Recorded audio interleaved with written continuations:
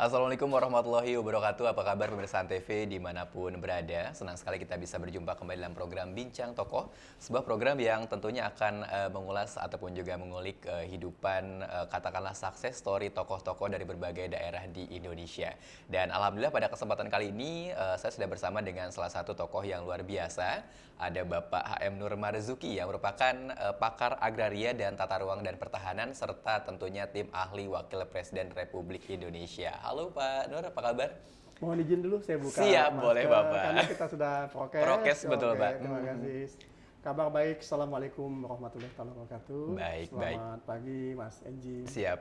Baik, Pak Nur, mungkin bisa diceritakan mengenai kisah atau juga sedikit kisah Bapak ketika waktu masa kecil ini terlahir dari keluarga yang seperti apa dan lahir di mana begitu, Pak? Baik, pertama saya bersyukur pagi ini bisa bincang tokoh dengan NTP. Terima kasih kami ucapkan. Berkaitan dengan sejarah perjalanan hidup saya, Ya. saya dilahirkan di Kota Palembang, Sumatera Selatan, 63 tahun yang lalu. Wah, siap. Sudah cukup berumur ya. Kemudian setelah berusia 7 tahun, Bapak pensiun. Kemudian saya diboyong untuk kembali ke Kai Agung, untuk tinggal di kota kecil Kai Agung, 1-2 jam dari kota Palembang. Saya anak ke-9 dari 13 bersaudara, jadi cukup banyak. Baik. Dengan kondisi orang tua yang mungkin dikategorikan yang sangat sulit kehidupannya, ekonomi yang pas-pasan, sehingga masa kecil kami sudah ditempa oleh orang tua kami untuk belajar mandiri, bertanggung jawab. Jadi walaupun putra-putri Bapak Ibu ini cukup banyak, kami tidak menggunakan asisten pembantu rumah tangga. Baik. Jadi Semua tugas-tugas sehari-hari di rumah itu kita kerjakan bersama, dibagi sama-sama dengan dalam satu keluarga yang sangat agamis, Bapak Ibu yang sangat agamis, dan juga Bapak adalah orang yang sangat disiplin kepada anak-anaknya, sehingga di samping kami disibukkan dalam tugas-tugas membantu orang tua, tetapi yang paling utama adalah pendidikan menjadi hal utama. Hal utama. Sehingga kami semua tidak boleh keluar malam. Kemudian pada malam hari setelah habis sholat Isya, kami dikumpulkan untuk belajar bersama di bawah pengawasan orang tua. Karena orang tua walaupun memang di kampung mempersiapkan anak-anaknya untuk dapat memberikan kontribusi kepada bangsa dan negara. Jadi kesulitan-kesulitan yang kami hadapi saat itu secara ekonomi itu bagi kami bukan suatu hal yang masalah, tapi justru ini memacu kami untuk disiplin, untuk bekerja sejak dini mungkin, terbiasa bekerja keras untuk membantu orang tua, dan ini tentu pembelajaran berharga bagi kami untuk kedepannya. Karena apa? Diberikan sejak kecil sudah diberikan amanah dan tanggung jawab di dalam keluarga. Baik. Berarti sebagian besar mungkin masa kecilnya Pak Nur ini dihabiskan dengan belajar begitu Pak. Mungkin tapi ada mungkin masa-masa Pak Nur ketika masih kecil ya, katakanlah nakal sedikit Pak, kayak misalkan main ke sungai, terutama misalkan ke hutan seperti itu. Ada mungkin masa-masa seperti itu, atau mungkin 100% hanya kayaknya di rumah terus begitu Pak? Jadi dengan bermain, porsi main ada, tapi sangat sedikit. Tetapi memang betul selepas dari sekolah itu banyak membantu ekonomi, bekerja dengan orang tua. Kemudian juga di sekolah saya kebetulan tulisannya agak bagus. Iya. Sehingga oleh guru itu dicintai oleh guru, paling tidak setiap akhir tahun disuruh menulis ijazah anak-anak di sana, di situ dikasihnya hadiah. Iya. Jadi dari kecil itu sudah terbiasa untuk bekerja. Baik, luar biasa Pak. Nah, untuk masa sekolah Pak Nur sendiri dihabiskan di mana Pak? Di SD, SMP, dan SMA itu di mana saja begitu? Jadi saya di SD sampai SMP, SMA saya sekolah itu di Kai Agung. Tetapi ya memang betul. Jadi apa yang dilatih dan didisiplinkan kepada orang tua itu selalu mulai dari SD, kita di akhir tahun pembagian raport, kita selalu naik panggung. Wah, luar biasa. Baik. Jadi setelah saya keluar SD, nanti diwariskan adik saya menjadi juara. Adik saya keluar lagi yang lainnya. Jadi sang juara itu selalu dipegang oleh adik-beradik kita. Wah, mantap. Saat waktu di SD, Iya. SMP maupun pada waktu SMA. Baik, luar biasa sekali ya. Hasil dari pembelajaran yang luar biasa, Pak ya. Iya. Nah, lalu ketika Bapak di sekolah terutama SMP dan juga SMA, apakah ini sudah aktif berorganisasi kah atau mungkin pada saat itu pernah ikut OSIS atau bagaimana begitu, Pak? Ya, dalam kaitan, jadi semakin kita dewasa di dalam usia, terutama di SMA itu sudah full, ya memang organisasi kita ikut seperti OSIS, Pramuka kita ikut, dan kadang-kadang memang kita lebih banyak juga membantu ekonomi orang tua. Jadi betul-betul sudah membantu orang tua, jadi kita ada usaha. Bahkan saya di SMA itu dulu sempat dagang rokok. Dagang rokok, Pak? Rokok Siap. di situ karena ada pusat penggilingan padi di situ, usaha orang tua. Jadi saya dagang rokok di sana, saya tukar beras sehingga untuk membantu orang tua. Jadi sudah mulai belajar di situ. Iya, baik. Sudah terbiasa istilahnya menjalankan usaha ya atau perekonomian, Pak ya. Nah, lalu ketika lulus SMA nih Pak Nur melanjutkan kuliahnya di mana, Pak? Apakah itu di jurusan ekonomi karena mungkin berhubungan sama namanya usaha atau mungkin di kuliah di jurusan lain begitu, Pak? Jadi waktu selesai SMA sebelum lulus sekolah, Bapak sudah memastikan bahwa kata Bapak sudah nggak sanggup lagi untuk menyekolahkan untuk kuliah. Jadi ini, tapi mungkin keajaiban terjadi. Saya kebetulan punya kakak dua di atas saya. Dia masih sarjana muda. Kemudian dia nyambi kerja, dia ngambil jasa untuk pembuatan menghitung RAP. Perhitungan pembangunan jalan. Bukan dari calon senior sipil ya. Membuat RAP untuk bandara. Nah dari situ dia menjelang lulus dia datang ke Kai Agung, dia tinggal di Palembang. Dia bilang, "Dek, kamu nanti ke Jogja tapi berangkatlah sendiri, nanti carilah sekolah sendiri, nanti kami akan sanggup seadanya saja." Sehingga tahun 79 saya betul-betul selesai, kemudian dikasih sanggup pas-pasan. Saya berangkat ke Jogja pakai bus, 2 hari 2 malam karena infrastruktur jalan masih sangat jelek pada waktu itu, sehingga sampailah saya di Jogja untuk mencari informasi untuk sekolah di situ. Alhamdulillah saya langsung bisa masuk ikut tes, waktu itu masih Sekalu, yaitu saya tes di Gajah Mada, ngambil jurusan Fakultas Hukum. Ini ada sejarahnya, kenapa saya ngambil Fakultas Hukum? Karena pada waktu itu masa saya SMA kelas 1 itu ada razia tentang pajak radio di rumah. Itu saya lihat petugas pajak itu dengan mudahnya menyita radio orang tua saya dengan alasan nggak bisa bayar pajak. Jadi saya merasa terpanggil, apakah itukah hukum yang dilakukan yang benar itu? Jadi itulah saya bilang, Pak Tekad nanti saya akan mengambil Fakultas Hukum untuk meluruskan hal-hal yang terasa tertindas ini. Nah. Kemudian saya sampailah di kampus Gajah Mada di situ, dan begitu di Jogja karena uang pas-pasan kita mencari teman-teman yang lebih dahulu, kita numpang tidur di sana. Kemudian alhamdulillah waktu itu pendaftaran terakhir di Gajah Mada saya dapat formulir. Kemudian saya ambil, saya daftar, berapa hari kemudian ikut tes Gajah Mada. Tetapi memang sangat memprihatinkan, dari berbekal merasa sang juara dari SD, SMP, SMA, juara 1 terus, berangkat ke Jogja dengan modal juara tadi, ikut tes di Gajah Mada. Nah, soalnya tuh saya lihat dia sekitar 100 soal. 100 soal. Soal 1 sampai 50-60 saya bisa jawab. Tapi ke 61, 62 saya tidak pernah mendengar pelajaran ini. Jadi saya simpulkan pada waktu itu ternyata kesenjangan pendidikan Jawa dan luar Jawa betul-betul saya rasakan pada waktu itu.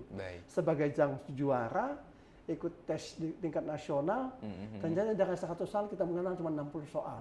Yang sisanya. Jadi di situ terjadilah memang ketimpangan dalam kurikulum pendidikan ini. Tetapi alhamdulillah sekarang kan sudah Pak Presiden sudah mencoba menyatukan sama.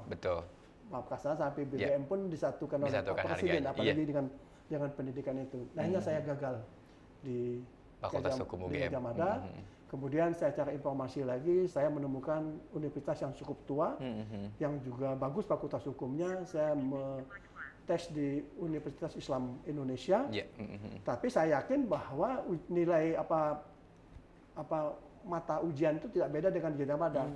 Sehingga saya cari perpustakaan yang ada di Jogja, kemudian toko-toko buku-buku, saya lakukan belajar dengan cepat, membaca buku-buku, menyesuaikan yang ketinggalan itu. Alhamdulillah Dari dua yang tempat saya ujian, Universitas Atmajaya Yogyakarta Fakultas Hukum, kemudian juga Universitas Islam Indonesia Fakultas Hukum, saya dua-duanya diterima dan saya memilih Universitas Islam Indonesia. Wah, luar biasa sekali. Baik, tahan dulu Pak Nur, nanti kita akan kembali lagi tentunya di segmen berikutnya. Nah, jadi untuk pemirsa jangan kemana-mana, kita akan kembali selepas segmen berikut, tetap di Bincang Tokoh.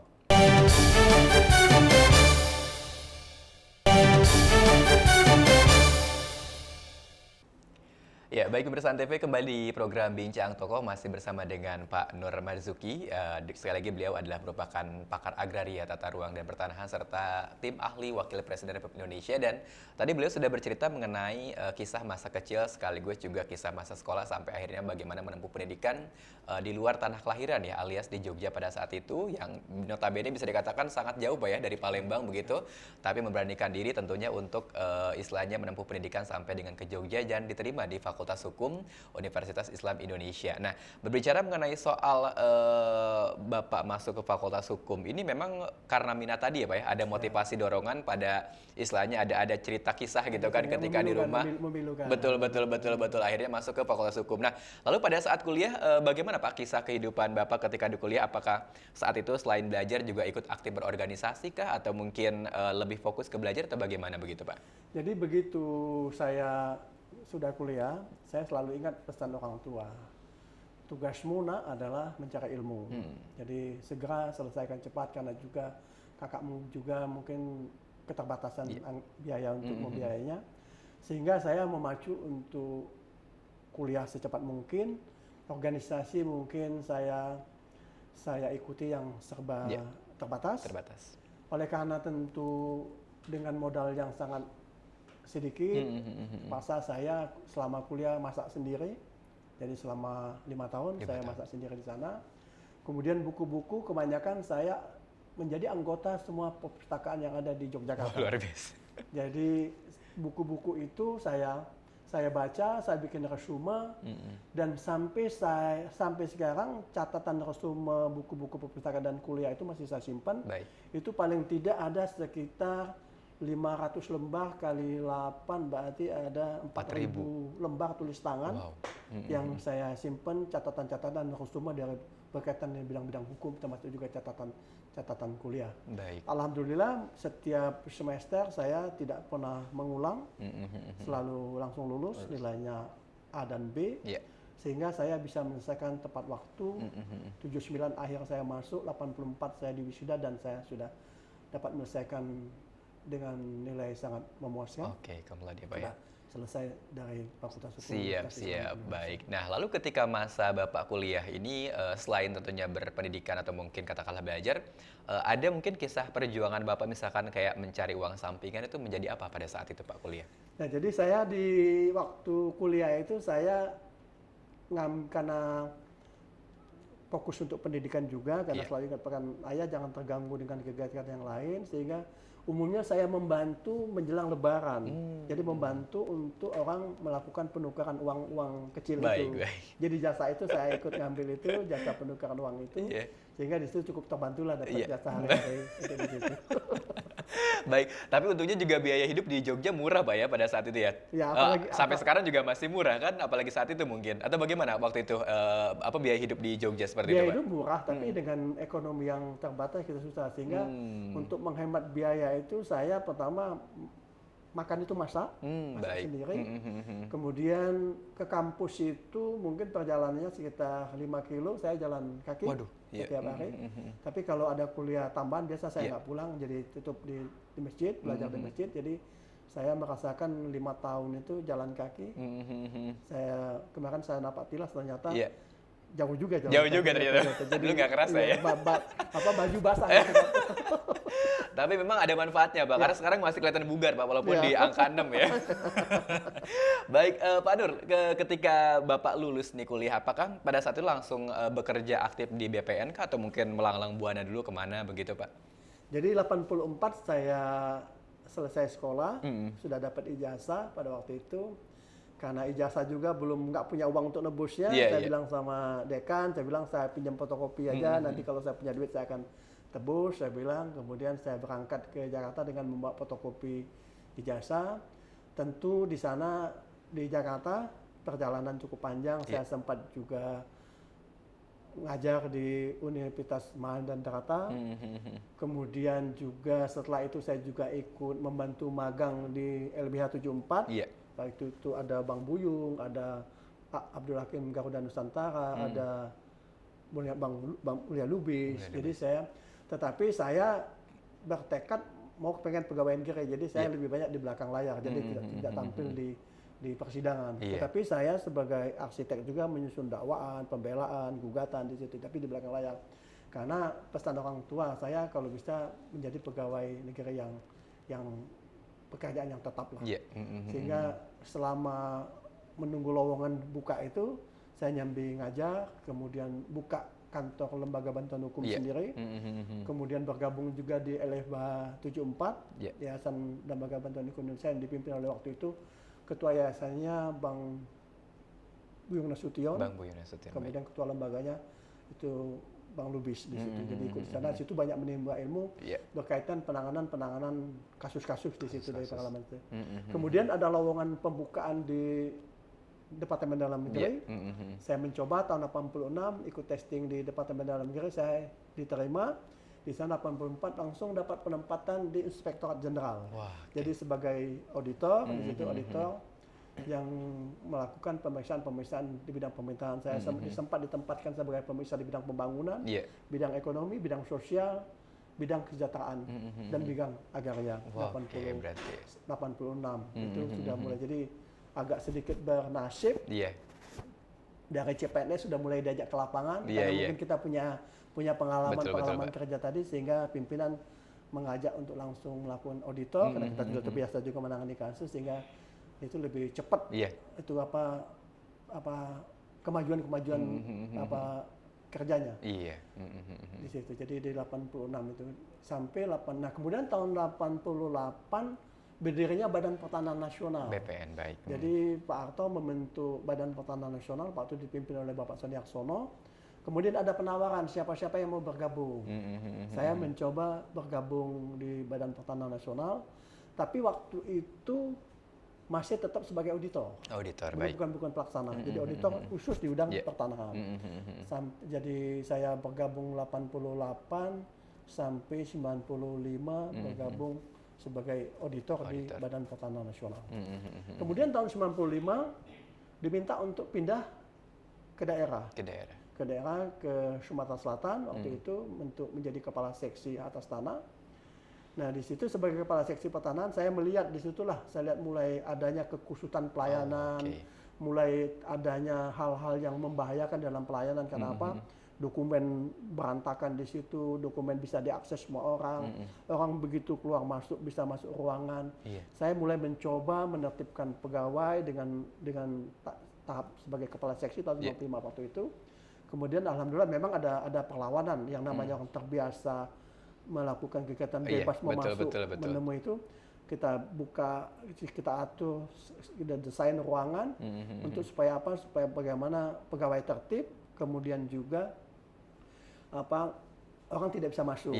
Nah, pimpinan melihat ini ada satu terobosan yang baru, kemudian baru sekitar 1 tahun, 2 tahun kurang, kemudian diminta untuk menjadi kepala kantor BPN di Kabupaten Muara Enim, di kampungnya Pak Kemas. Tetapi memang saya lihat waktu saya datang ke kantor sana, orang ke kantor itu jam 11 baru ke kantor. Itulah mental pegawai kita. Saya tanya kemana mereka ini, saya bilang. Ya mereka ngantar anak, ngantar sekolah, jadi otomatis bahwa kantor itu baru mulai operasional itu jam 11. Jam 11, Pak ya. 11. Nah, saya coba membangun itu, kemudian mereka ternyata pulang sehabis mengantar anak-anak itu, mereka itu ngopi. Nongkrong ngopi dulu udah. Saya pikir saya panggil satu cleaning service, saya bilang, "Oh, kamu ke pasar," saya bilang, "kamu beli jumlah gelas sejumlah pegawai." Jadi waktu itu pegawai ada 35. Kemudian beli gelas 35, kamu cek siapa yang ngopi, siapa yang ngeteh. Kemudian kamu beli ceret yang besar, beli gula, beli kopi, kemudian beli 1 potong pisang goreng di sana murah. Jadi setiap pagi kamu letakkan kopi dan teh dan sepotong pisang itu di meja masing-masing. Nah dengan situ saya mengedukasi mereka paling tidak tadinya jam 11 karena setelah ngantar anak jam 7, jam 8, ngopi dulu, mereka masuk jam 8 sudah masuk. Sehingga sekian waktu dengan kopi segelas bisa menggeser mereka kerja itu sekian waktu. Oke, baik. Di situ pelayanan semakin meningkat. Yang tadinya 1 bulan 1 kantor yang biaya ada kita lihat input gaji dan tunjangan jabatan itu hampir 1 bulan untuk 30 pegawai itu saya hitung 60 juta per bulan. Produk sertifikat hanya 2. Waduh. Ini saya bilang pemborosan yang sangat luar biasa. Nah dengan saya mensosialisasikan, jadi orang nggak tertarik dan buat sertifikat. Saya bilang begini, semua yang Islam laki-laki setiap hari Jumat datang ke masjid untuk menyuarakan silakan Bapak Ibu ngurus sertifikat, biayanya murah, syaratnya sederhana, waktunya cepat. Jadi mereka masuk masjid, jadi sebelum sholat Jumat dimulai, yang teman-teman Islam ini, saya bilang untuk supaya ambil corong mic, izin untuk menyampaikan kepada jemaah di situ, yang non-Islam yang ke gereja, yang ke kelenteng, itu lakukan juga. Itu tidak lama dalam waktu 3-4 bulan pergerakan langsung ramai itu. Bahkan yang tadinya dalam 12 tingkat 2 terendah kantor saya itu menjadi tertinggi pelayanan, mengalahkan ibu kota provinsi. Nah, dalam waktu 2 tahun 96, 97, 98 kepala kantor, Kanwil melihatnya ada satu terobosan baru. Akhirnya saya dijemput, dah kalau begitu kamu menjadi wakil saya, menjadi wakil kepala kantor wilayah, untuk supaya pengalaman ini dibagikan seluruh kantor. Sehingga 98 sampai 2001 saya menjabat sebagai kepala bidang, ini kita tularkan. Nah, nampaknya apa yang kita lakukan rupanya pusat membaca juga. Ada anak muda yang dari Jakarta membuat suatu terobosan pelayanan yang cepat, sehingga dalam waktu 95 sebagai orang yang paling bawah, sebagai kepala seksi, 2002 dalam waktu 10 tahun saya bisa memimpin sebagai kantor wilayah termuda di Indonesia. Luar biasa. Dengan usia 44 tahun saya memegang, diangkat sebagai kepala kantor wilayah seluruh provinsi yang kelas A, dan sampai saat ini masih memegang ranking sebagai kepala kantor wilayah termuda di Indonesia. Wah, mantap sekali pemirsa Antv ya. Baik, pengalaman yang luar biasa tentunya dari Pak Nur ini. Nanti tahan dulu Pak Nur ya, nanti untuk pemirsa juga yang tentunya penasaran bagaimana kisah hidup Pak Nur, lalu bagian perjalanan beliau tentunya gitu kan di agraria, terutama di BPN seperti itu. Kita nanti akan kembali selepas pariwara berikut ini, tetap di Bincang Tokoh.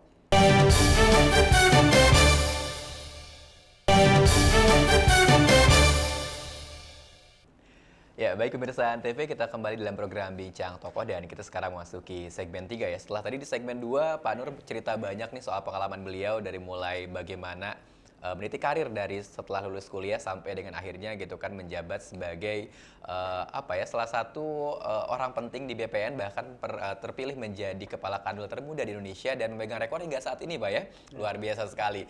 Nah, berbicara mengenai soal karir Pak Nur tentunya di BPN kan bisa dikatakan sudah hampir setengah abad nih Pak ya. Selain tentunya melakukan terobosan-terobosan di daerah seperti tadi Pak, ketika Bapak misalkan ditarik menjadi atau juga katakanlah di pusat, terutama setelah menjadi sekretaris jenderal begitu ya, Sekjen BPN ini, bagaimana proses perjalanan dan apa saja yang dilakukan pada saat itu Pak ketika menjadi Sekjen begitu? Jadi sebetulnya setelah dari Kanwil, sebelum jadi Sekjen, tentu banyak jabatan-jabatan yang saya pegang. Jadi waktu itu setelah jadi Kanwil saya diangkat sebagai Kepala Pusat Penelitian dan Pengembangan. Baik. Ya tentu bagaimana kita melakukan penelitian terutama tentang pelayanan, tentang hak-hak masyarakat di situ. Kemudian dari situ saya diangkat sebagai Kepala Biro Perencanaan. Nah, sebagai Kepala Biro Perencanaan tentu sebagai think tanknya lembaga yang memikirkan tentang konsep rencana seluruh Indonesia. Saya lihat memang ada ketimpangan di dalam anggaran, terutama anggaran penyelesaian sengketa pertanahan. Itu sangat kecil banget, sehingga harus kita perbesar. Kemudian porsi untuk masyarakat, untuk rakyat miskin itu sangat kecil sekali di pertanahan itu. Kemudian penanganan sertifikat ini tersebar di semua lembaga. Jadi menjadi aneh ada lembaga yang melakukan kegiatan sertifikasi yang hanya pegang uang tapi dia tidak melakukan kegiatan itu. Sehingga saya bicara dengan DPR, bicara dengan dengan Bappenas, dengan Menteri Keuangan, kita satu atapkan saja bahwa sertifikat satu atap adalah di Kementerian ATR BPN itu berhasil. Baik. Jadi berhasil karena saya punya pemikiran begini, dimanapun kita ditempatkan harus melakukan suatu perubahan supaya menjadi lebih baik dimanapun kita berada. Kemudian perjalanan sebelum menjadi sekjen juga diangkat sebagai direktur pengadaan tanah. Nah, direktur pengadaan tanah ini berkaitan dengan tentu pembangunan infrastruktur, kemudian pengamanan aset-aset negara, sehingga pada waktu direktur pengadaan tanah itu banyak kesempatan jabatan yang diamanahkan kepada saya, itu sebagai ketua pengadaan tanah tol seluruh Indonesia. Kita bagaimana melakukan percepatan di situ, kemudian juga ketua pengadaan tanah untuk pembangkit listrik 35 MW yang ini program andalannya Bapak Presiden. Betul. Sehingga kemudian selanjutnya juga diminta untuk mengamankan aset-asetnya kereta api. Kita lihat kereta api sangat tertib asetnya sekarang, okupasi sudah semakin berkurang, termasuk juga penanganan PTPN, termasuk juga berkaitan dengan tenaga ahli di Promnas. PT Pos Indonesia ini juga sebagai tenaga ahli yang untuk membantu menyelesaikan masalah-masalah pertanahan. Baik. Kemudian saya melihat bahwa perlunya dibentuk satu Direktorat Jenderal Pengadaan Tanah. Untuk apa? Untuk mendukung, karena Bapak Presiden selalu mengeluhkan bahwa pengadaan tanah ini selalu tidak bisa selesai tepat waktu.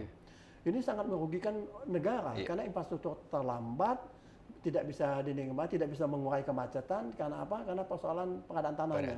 Nah, alhamdulillah dengan dua aspek yang bisa kita selesaikan kendala ini setelah kita petakan masalah berkaitan yang pertama adalah regulasinya yang tidak pas. Kemudian yang kedua adalah kelembagaannya yang terlalu kecil, ada satu direktur, sehingga kita tingkatkan menjadi direktorat jenderal. Nah, kebetulan saya sempat mengemban tugas sebagai direktur jenderal pengadaan tanah. Sehingga apa yang dirasakan sekarang mungkin kayak saya lihat Presiden sekarang ini kayak makan obat saja, meresmikan proyek infrastruktur nih. Hampir setiap minggu meresmikan jalan tol, pembangunan bandara, kawasan ekonomi khusus, kawasan industri, kemudian pelabuhan laut, pelabuhan udara, belum lagi terminal-terminal yang dilakukan oleh Bapak Presiden, baik pembangunan jalan maupun dalam perluasan jalan. Kemudian juga pembangunan jalan kereta api cepat, kereta api Jakarta Bandung, kereta api cepat Jakarta Surabaya, kereta api di mana di Sulawesi juga, kemudian betul, jalan tol ya Sukabumi ya, Bocimi juga, kemudian Trans Sumatera juga, Trans Sulawesi, Trans Kalimantan, Trans Jawa, dan ini semua adalah program prioritas yang dilakukan oleh Pak Presiden. Ini butuh tanah. Butuh tanah, sehingga saya mendukung kegiatan pertanahannya, sehingga alhamdulillah semua proyek bisa diselesaikan tepat waktu. Karena apa? Kalau proyek ini lambat, tentu pembiayaan akan menjadi mahal. Kemudian juga kemacetan nggak bisa diurai. Nah, dengan kondisi sekarang saya lihat sudah sangat normal. Jadi pembangunan tol itu tidak ada lagi yang memakan 14 tahun. Ini paling 1 tahun 2 tahun sudah bisa diselesaikan. Kalau dulu sebelum undang-undang kita bentuk, sebelum lembaga kita bentuk, untuk satu ruas jalan tol itu memakan waktu pembebasan itu paling tidak 5 sampai 7 tahun. Habis periode, Pak ya? Bisa 1 tahun. Sehingga 6 tahun ini satu input pemasukan yang kita hitung sangat luar biasa tambahannya. Yang mestinya dia 1-2 tahun sudah bisa jalan tol, ini menunggu sampai 7 tahun, itu berapa potensi kerugian loss yang hilang terjadi. Nah, kemudian setelah saya jadi sekjen, saya sebetulnya sudah memang sangat tertarik dengan dalam pola kerja Bapak Presiden. Waktu beliau menjadi wali kota, saya mengikuti perjalanan mereka, kemudian beliau menjadi gubernur, terutama dalam menyelesaikan persoalan-persoalan pertanahan. Ini. Nah, beliau bisa menata pedagang kaki lima di Solo. Kemudian yang lebih hebat lagi yang tidak pernah dilakukan oleh presiden manapun juga, gubernur manapun juga, adanya masyarakat yang menduduki Waduk Pluit sebanyak 7.000 orang. Tidak ada satu orang pun yang meneteskan air mata dan mereka pindah dengan sukarela. Jadi beliau mendesain bahwa memindahkan orang itu dengan kemanusiaan. Jadi 7.000 itu mereka pindah, disiapkan penampungannya di suatu rumah susun di Maroya. Nah, di situ mereka dipindahkan dan segala fasilitas tanah.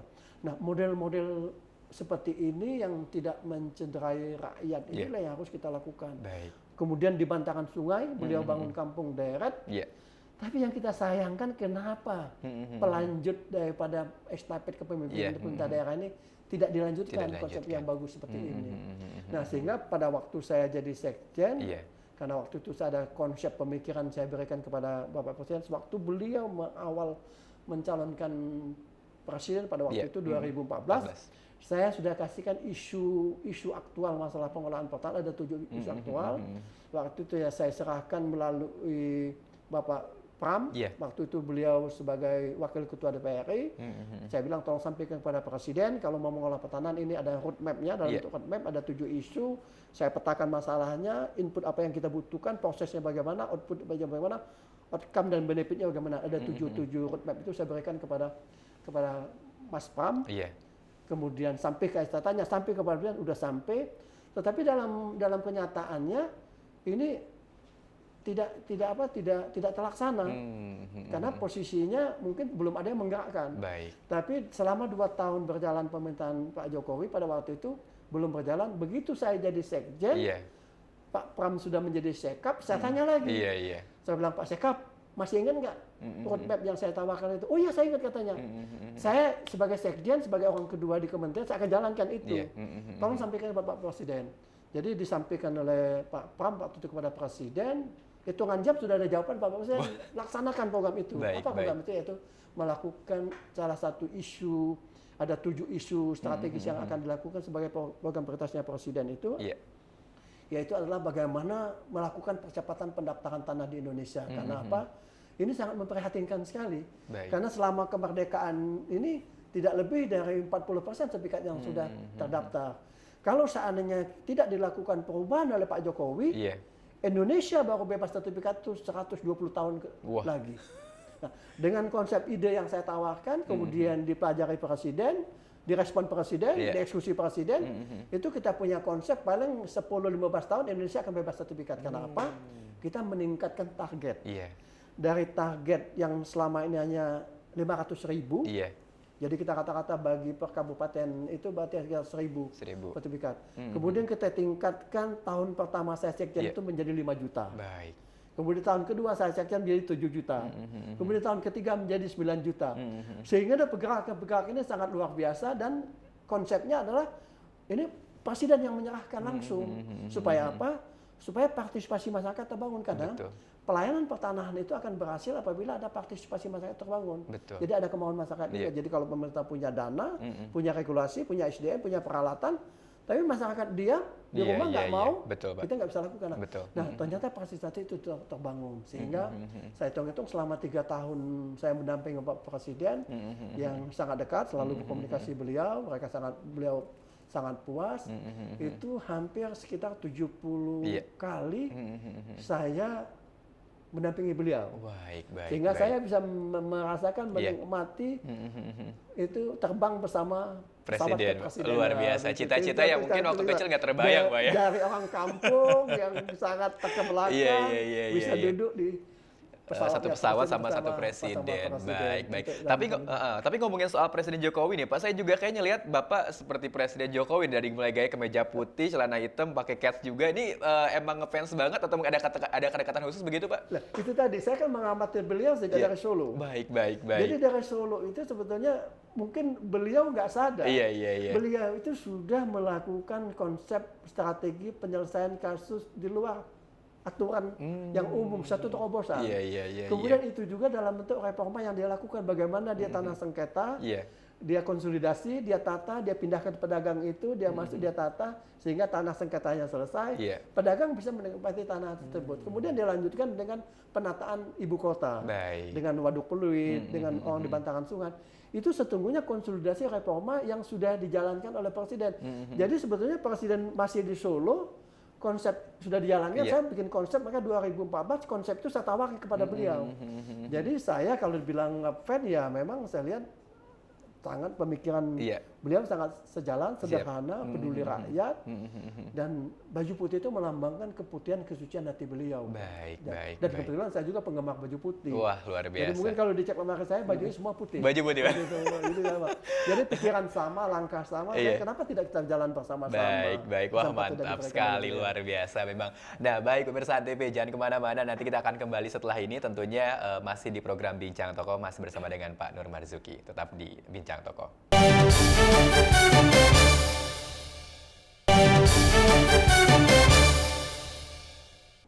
Ya, baik pemirsa TV, kita masih kembali di program Bincang Tokoh, tentunya masih bersama dengan Pak Nur Marzuki ya, yang kalau misalkan saya bilang merupakan salah satu orang yang bisa dikatakan expert ya Pak, ahli banget dalam soal agraria atau mungkin pertanahan lah seperti itu.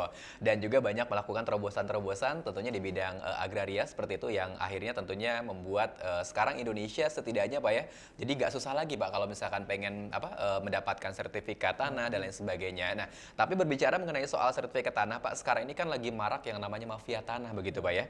Nah, ini bagaimana Pak Nur melihat hal seperti itu? Apakah mafia tanah ini muncul karena memang ada kesalahan di sistemnya kah, atau mungkin ada peluang-peluang yang bisa dikatakan kayaknya ini gampang nih buat dimanipulasi atau bagaimana begitu Pak?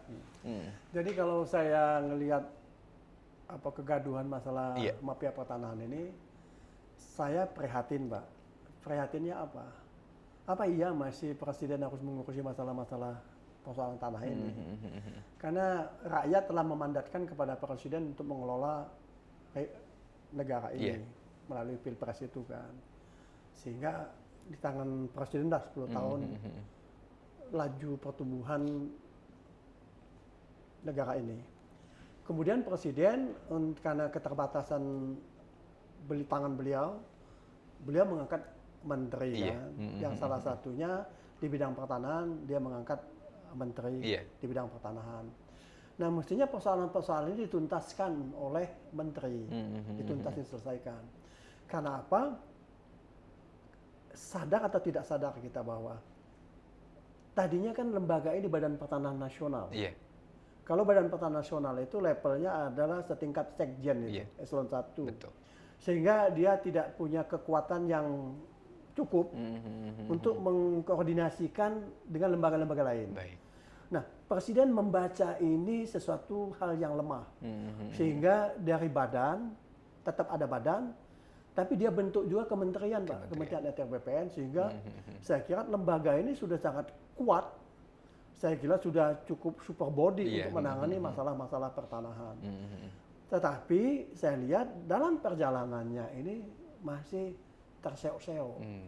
Jadi mestinya presiden itu hanya dalam persoalan pertanahan dan kasus-kasus pertanahan dan pelayanan ini kita laporkan, ini loh Pak Presiden, itu rencana kerja kami, akhir tahun tiap bulan, per triwulan kita laporkan kemajuan progresnya. Baik. Jadi presiden harus sudah dilepaskan dari beban-beban tugas ini supaya apa?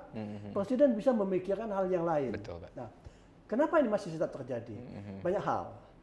Banyak hal. Yang pertama adalah saya lihat belum adanya dilakukan secara sistematis pemetaan akar masalah pertanahan ini. Jadi ibarat benang kusut ini, kekusutan ini belum diketemukan. Baik. Dari mana mengurainya? Nah, yang hanya bisa mengurai, yang tahu itu kusut atau tidak kusut itu adalah Kementerian BPN yang memberikan mandat. Kalau benang kusut ini banyak yang mengurainya, semua lembaga mengurainya, bukan menjadi terurai, malah lebih kusut.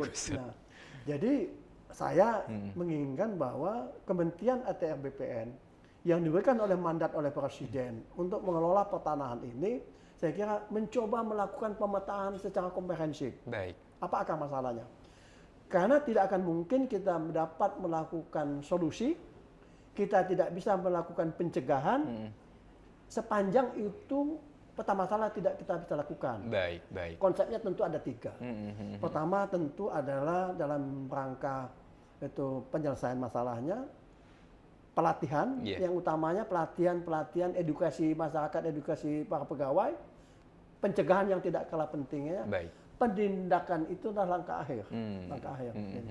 Baik, Nah, baik. 3 konsep ini yang harus dilakukan. Baik, baik. Nah, berbicara mengenai soal mafia tanah begitu Pak, atau mungkin katakanlah ya mafia tanah kan saya dengar juga di berita nih ada kurang lebih sekitar 125 ya katakanlah pegawai BPN sendiri Pak yang justru malah terlibat mafia tanah. Bagaimana Bapak melihat hal seperti ini gitu? Nah, jadi kalau seandainya pimpinan lembaga sudah bisa menghukum, mengambil tindakan 124 orang, Iya, kan nyatanya masalah tidak selesai. baik, Jadi kenapa sampai kecolongan sebanyak itu? Artinya sistem yang salah, baik. pengawasan yang salah, edukasi yang salah, pencegahan yang salah, penindakan yang salah. Loh, kalau semua kita main tindak, yang namanya pegawainya habis. Gitu. Jadi sebetulnya mestinya kalau sudah kita menemukan ada 124 terlibat, modusnya kita harus sudah kita temukan. Iya. Harus segera kita modus ini kita cegah, lakukan pencegahan ini. Jadi langkah-langkah yang tepat itu bukan mengambil tindakan penindakan, Iya. tapi bagaimana edukasi masyarakat sebagai pemilik tanah, aparat ASN yang diedukasi, dan pencegahan. Pencegahan harus dilakukan. Siap, Nah, siap. sistem pencegahan yang harus kita buat untuk kita lakukan. Karena masyarakat sendiri kadang-kadang mungkin dalam 1 juta orang pemilik sertifikat mungkin hanya 1 orang yang membaca di belakang Iya. sertifikat itu ada tentang pedoman, petunjuk, kewajiban pemilik tanah harus melakukan apa terhadap bidang tanah dia. Iya. Jadi negara ini sudah mengeluarkan biaya yang cukup besar untuk melakukan pendaftaran tanah, tapi di saat itu diberikan kepada masyarakat, dia tidak aware, Oke. tidak peduli. Padahal di Baik. situ dikatakan dalam lembar sertifikat itu, patoknya pun kamu jaga, tanahnya pun harus kamu jaga, harus kamu manfaatkan. Nah, ini yang lalai, yang ini yang tidak kurang mengedukasi kepada masyarakat. Kalau masing-masing menjaga tanahnya masing-masing, karena apa? Kalau kita mengandalkan kepada pemerintah, pegawai BPN itu hanya 17.000 Baik. di seluruh Indonesia. Sedikit Pak ya. Jadi kalau kita lihat jumlah bidang tanah 120 juta bidang tanah yang mengawasi hanya 17.000 orang, itu nggak mungkin. Iya. Nah, yang salah satunya kita meminjam tangan-tangan masyarakat untuk melakukan ini. Baik. Nah, timbulnya masalah pertanahan ini sebetulnya ada 2 hal. Iya. Pertama, memang masih rendahnya tanah-tanah terdaftar. Jadi kalau tanah itu belum terdaftar, batasnya tidak jelas, Iya. luasnya tidak jelas, pemiliknya tidak jelas, ini masih cukup tinggi. Betul. Makanya Presiden melakukan percepatan ini. Dia lakukan percepatan untuk melakukan pendaftaran apa supaya mengurangi kepatihan. Iya. Kemudian produk-produk yang salah. Jadi bukan berarti bahwa setiap sertifikat yang terbit itu total aman. Kadang-kadang juga adanya pemalsuan-pemalsuan itu yang dilakukan oleh masyarakat dan kita tidak mampu untuk melakukan. Nah, itu juga berarti tingkat kehati-hatian harus kita lakukan. Jadi produk yang kita hasilkan juga kadang-kadang ada yang miss-nya, ada kesalahan dari ada kelalaiannya, ditambah juga tanah yang belum terdaftar. Nah, 2 hal ini upaya kita pencegahan adalah pertama lakukan percepatan, Baik. kemudian kehati-hatian dalam kita melakukan kegiatan-kegiatan tersebut. Kalau seandainya memang keterbatasan tenaga yang kita lakukan untuk percepatan sertifikat ini kan kita bisa meminta tenaga-tenaga luar, bisa kita lakukan. Jadi Baik. tidak ada alasan bahwa wah ini karena terbatas tenaga, terbatasnya peralatan, terbatasnya uang, Iya. sehingga ini menjadi stagnan untuk melakukan pendaftaran tanah ini. Saya kira ini bisa kita lakukan. Nah, inilah tahun 2016 saya gagas itu dalam roadmap 7 isu nasional dan sudah diangkat 3 hal oleh Bapak Presiden. Isu ini menjadi program strategis yaitu percepatan pendaftaran tanah, ini saya kira sudah bergulir. Betul. Walaupun mungkin sekarang ini sedikit suaranya sedikit lenyap. Iya, saya nggak tahu kenapa. iya. Ya kalau alasan pandemik, saya kira pandemik ini justru menjadi tantangan bagi kita untuk bekerja lebih cepat. Baik. Kemudian yang kedua adalah program yang saya tawarkan kepada Bapak Presiden atau berkaitan reforma agraria ini sudah jalan. Betul. Reforma Kemudian agraria. penyelesaian penanganan kasus-kasus pertanahan. Di samping itu kan tata ruang juga masih bermasalah. Jadi nasib pemerintahan saat ini adalah menerima satu warisan pekerjaan besar yang belum terselesaikan. Baik, betul Pak. Memang berat, tata ruang masih bermasalah. Iya. Pengukuran masih bermasalah, pendaftaran masih bermasalah, sengketa masih tinggi, pendaftaran masih rendah, pengadaan tanah masih dibutuhkan yang cukup banyak. Baik. Kemudian pembangunan database untuk investasi. Jadi saya dulu waktu Kanwil, orang dalam hitungan menit sudah mendapatkan informasi untuk potensi yang dapat peluang investasi yang bisa ditanam di investasi Sumatera Selatan. Jadi Sumsel dalam genggaman. Apa itu? Kita bangun geografi information system, GIS. Sehingga kita petakan semua wilayah itu, sehingga potensi mana yang bisa dikembangkan, mana yang sudah ditanam, mana yang belum, mana hutan, mana bukan hutan, itu kita petakan di situ. Nah, Indonesia belum punya itu. Saya 2002 sudah bangun itu database itu. Nah, saya kepengen itu dikembangkan. Di dalam roadmap yang saya sampaikan dalam itu, kita membangun database itu. Yang juga one map, satu peta. Ini satu peta juga, ini juga. Harus juga, Bapak Presiden sudah menginisiasi untuk membangun satu peta. Tapi ini tenggelam lagi. Jadi pembantu-pembantu ini saya kira harus bekerja lebih cepat. Keras lagi, betul. Kalau presiden lari, ya kita juga ikut berlari, begitu. Supaya apa? Bila seiring dan sejalan. Jadi kita mengurangi beban-beban tugas kementerian yang ada di semua kementerian ini, supaya presiden bisa memikirkan langkah-langkah yang lain. Tapi kalau tugas ini sudah diberikan di menteri, tapi menteri juga tidak menjalankan ini, kembali kepada presiden, yang terakhir lah. Presiden sempat dikritis oleh MUI berkaitan dengan kinerja menteri kan. Ini kan hal-hal yang tidak patut untuk terjadi. Kasihan Bapak Presiden. Dia sudah berikan mandat itu, tapi mandat itu nggak jalan, dia yang disalahkan. Nah, itu yang menjadi sesuatu yang mestinya, ayo kita sadar kembali untuk bahwa ini mandat negara yang diberikan kepada rakyat, ini kepada Presiden, kepada kita. Ayo kita laksanakan dengan sebaik-baiknya supaya amanah, supaya pada akhir tugas daripada nanti betul-betul ultima, sehingga kita lakukan dengan sebaik-baiknya dan sebagai tanggung jawab kita kepada negara. Baik, wah luar biasa sekali ya. Iya, jadi untuk pemirsa TV juga mungkin sudah teredukasi mengenai soal masalah agraria. Nah, tapi jangan kemana-mana, kita masih ada satu segmen terakhir tentunya untuk membahas bagaimana kelanjutan masalah agraria dan juga mungkin berbicara mengenai soal ini kira-kira Pak Nur ini bakal ditawar jadi Menteri Agraria nggak ya? Kita nanti akan kembali lagi setelah segmen berikut ini, tetap di Bincang Toko tentunya.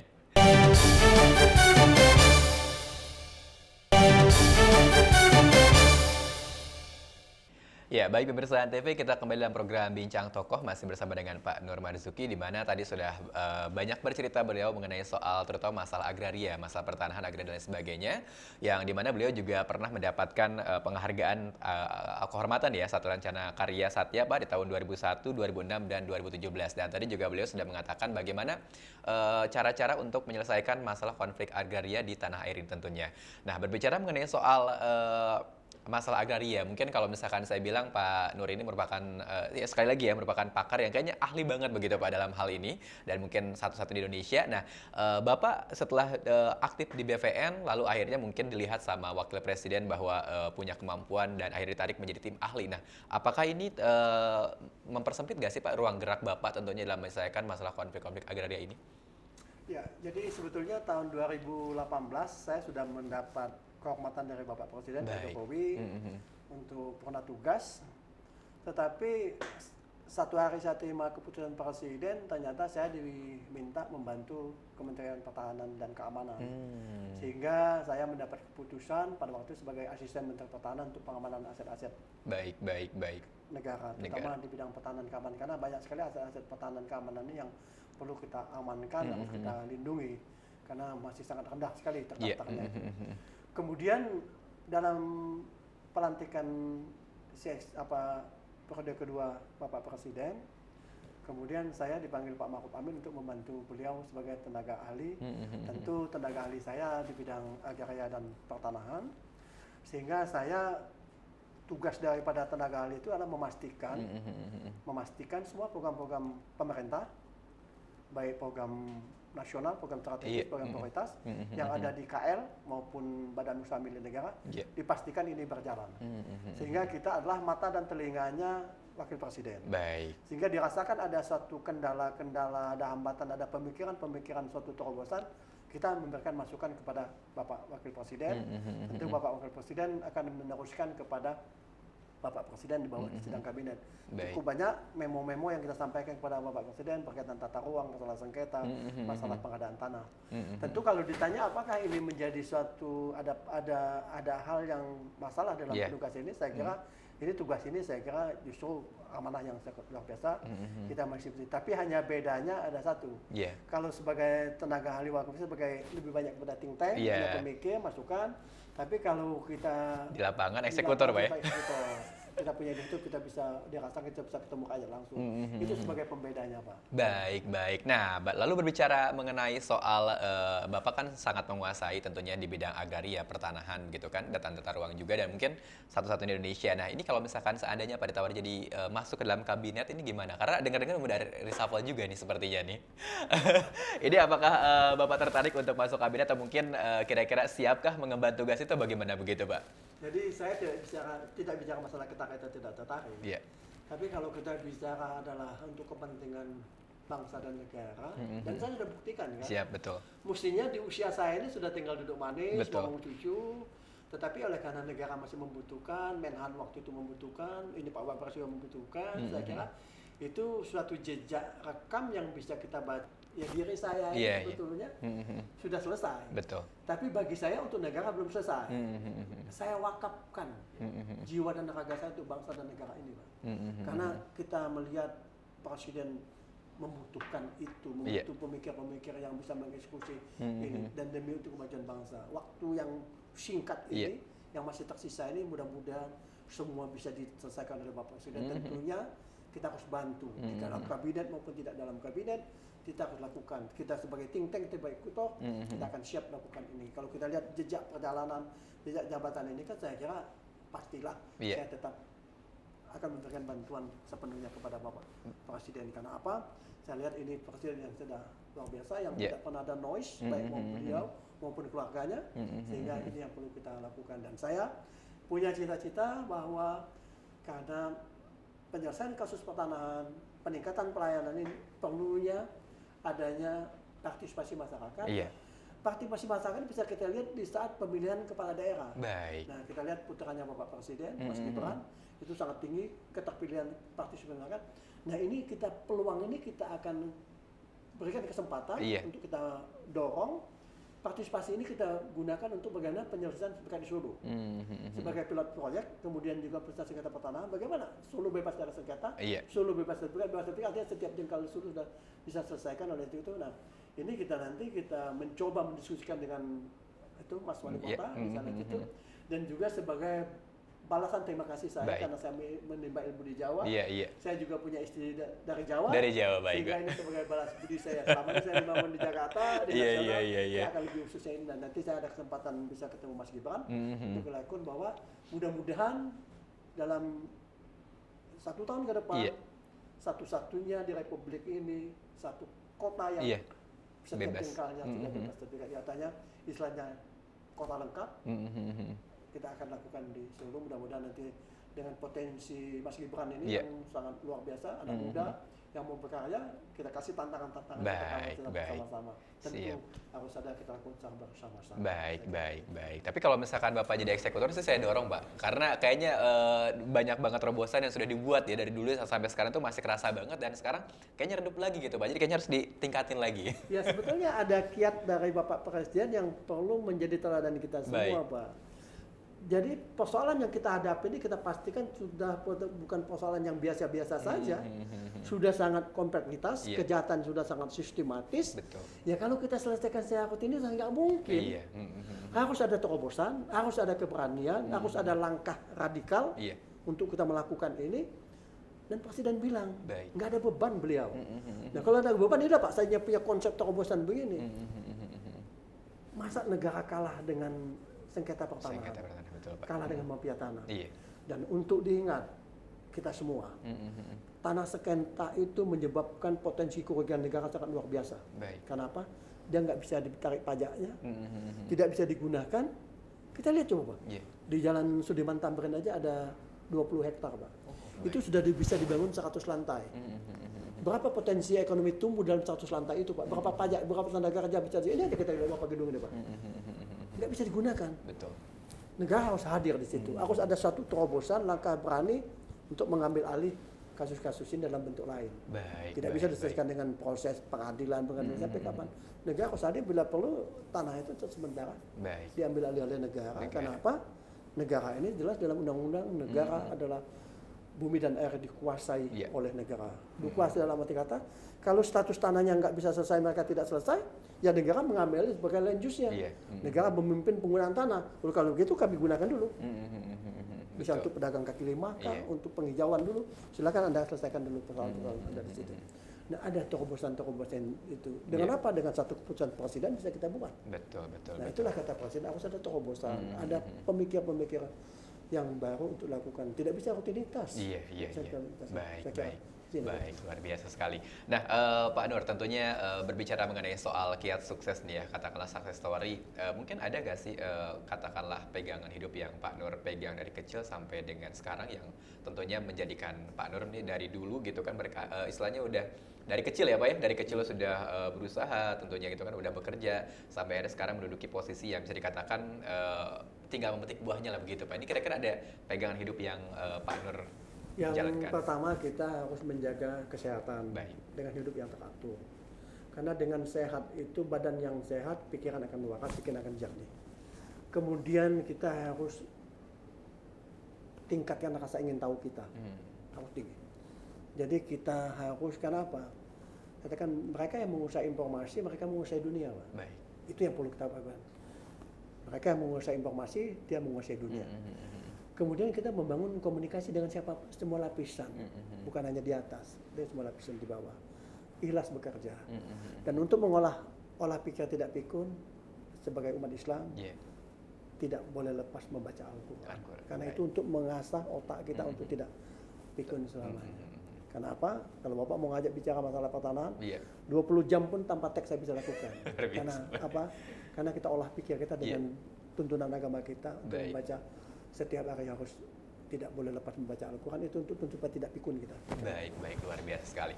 Oke, terakhir Pak Nur, mungkin ada hal yang ingin disampaikan kepada pemirsa TV terkait dengan ya katakanlah selain yang pesan-pesan yang tadi begitu Pak. Baik, jadi pemirsa Antv terutama yang ada di Jawa Tengah, Solo dan Yogyakarta, tanah adalah modal dasar hidup manusia. Hendaklah dikelola dengan baik, dijaga dengan baik, bantu pemerintah dalam rangka untuk satu, melakukan percepatan pendaftaran tanah, membantu mafia tanah dengan menjaga tanah kita masing-masing. Tanah tidak punya nilai sama sekali apabila tidak didaya gunakan. Ekonomi akan tumbuh apabila tanah itu didaya gunakan. Itu sekali lagi, ayo kita tingkatkan penempatan guna tanah kita supaya punya nilai ekonomi tambah, supaya kesejahteraan kita makin meningkat. Di awal dengan kesejahteraan masyarakat keluarga, berkembang kepada RT, RW, RW, sehingga kesejahteraan negara itu akan tambah. Jadi pemerintah ini adalah sebagai regulator, kembali lagi kepada rakyat, bagaimana rakyat itu mensejahterakan rakyat, itulah upaya bersama rakyat dan pemerintah. Mari bergandeng tangan, dukung kebijakan pemerintah yang saat ini dipegang oleh Bapak Presiden Jokowi dan Ma'ruf Amin. Kita sukseskan semua program yang sangat mulia dan program untuk rakyat yang saat ini. Jayalah Indonesiaku, jayalah bangsaku. Baik, wah luar biasa sekali ya. Baik, dan itu dia pemirsa Antv ya, obrolan kita, bincang kita tentunya dengan Pak Nur Marzuki yang sekali merupakan pakar di bidang agraria, ruang dan juga pertanahan, serta tim ahli Wakil Presiden Republik Indonesia. Dan tentunya apa yang tadi sudah kita bincangkan, apa yang sudah tadi kita obrolkan, mudah-mudahan menjadi motivasi, pelajaran, dan juga tentunya menjadi penyemangat begitu Pak ya, tentunya untuk menjalani kehidupan kita sehari-hari. Dan terima kasih banyak sudah menyimak bincang tokoh pada kesempatan kali ini. Saya MZ Arinata undur diri, kita ketemu lagi di bincang tokoh selanjutnya. Wassalamualaikum warahmatullahi wabarakatuh. Terima kasih banyak Pak Nur.